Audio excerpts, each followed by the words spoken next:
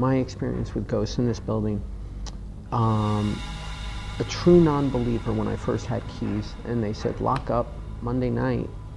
I'm managing for the first time. I really don't know what I'm doing. But I did have free beer in front of me, and one of my best friends from college lived up the block, and I called him down and said, hey, free beer, come on down. We locked up the whole restaurant. Everybody left. Great. I pour a beer. He pours a beer. He's sitting one side of the bar. I'm sitting on the back side of the bar. Before we drank, and the caveat, I have to tell you this, before we drank, we were totally sober, we heard footsteps. And we ran out of here so quickly, and I got chastised the next day for not locking up properly. Since then, the footsteps became so commonplace, where I could be sitting here during service and you'd hear the footsteps, and right on cue somebody comes in the restaurant. That's not a ghost. But literally, the footsteps became so commonplace. And I wouldn't say I ever got cavalier about them and went, no, it was fascinating. I'll go upstairs and look for them. Never, never. But the very last time I heard them is around 9/13/01. So this is right after 9/11. New York City is locked down from Canal Street going down. I will tell you, a New York City lockdown is a serious thing, but if you walk through the housing projects, they never stop me. So I came down every day just to make sure the building was standing. And at that point, a day and a half after the tragedy, we lost our electricity. And it was obvious that we were not going to be open for quite some time. So I started pulling whatever food I could out.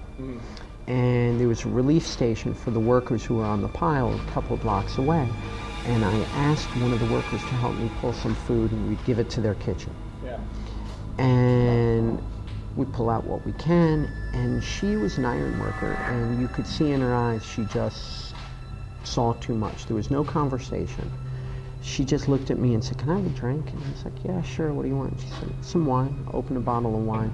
And in New York City at the time, there's no traffic, there's no electricity here, so you don't even hear air conditioners running.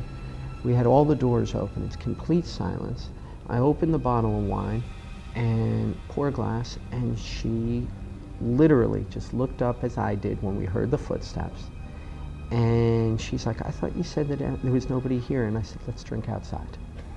And it was literally the very last time I heard footsteps. We have had other things happen since then, and my favorite of all, shoot back to when there was a brothel. In the 1850s, if there was no running water, prostitutes used to use lavender as the scent of the day. It was an astringent, smelled good, doused themselves in it, whatever. Shoot back to not too long ago, a couple of years ago. There's one waitress and myself, and we're standing by the service area of the restaurant. There's one table here, they were on dessert. Everybody else goes home. Kitchen staff goes home.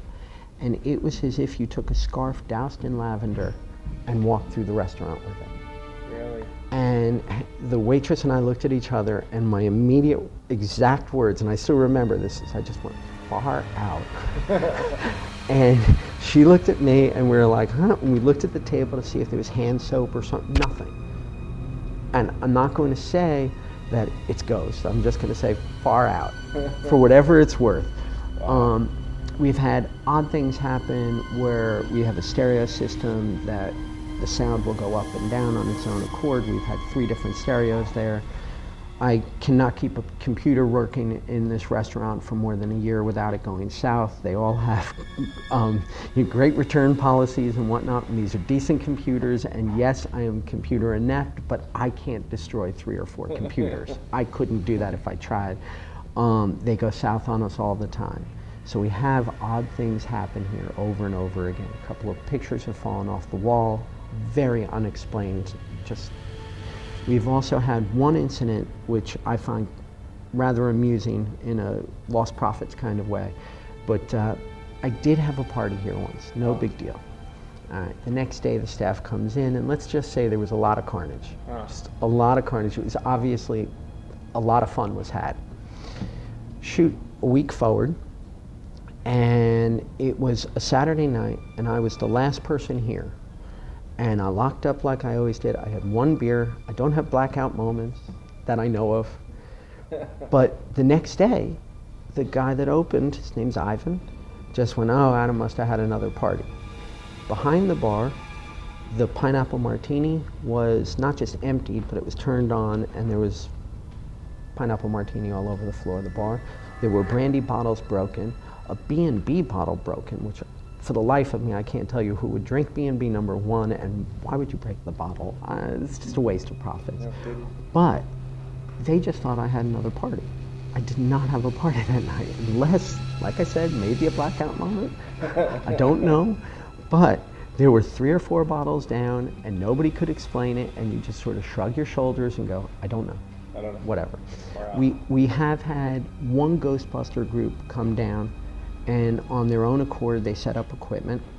And the first time they set up equipment, they picked up temperature changes, and that was it. They wanted to come down again because they felt that there could have been something else here. The very first thing they do is come down and interview me and make sure I'm not crazy. Yeah. Because I tell them the stories, but you know. And they come down again and they set up all their equipment and they walk through like you've seen on television. Is there anybody here? Is there anybody here? And yeah. They don't pick up anything live. But then they went back and they did pick up when somebody said, is there anybody here? And they picked up a small whisper that they swear is there, and it's, we're here. For whatever that's worth. I will tell you, I've been upstairs well after closing by myself.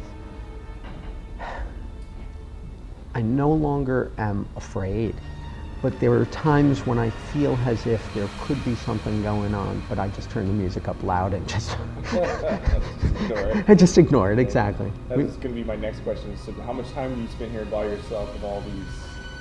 It really doesn't faze me anymore. Like I said, there isn't a moment when I'm upstairs when the radio's not on, but that has nothing to do with anything except for the fact that I just like having the radio on. Yeah. But there are times when the music is louder than other times.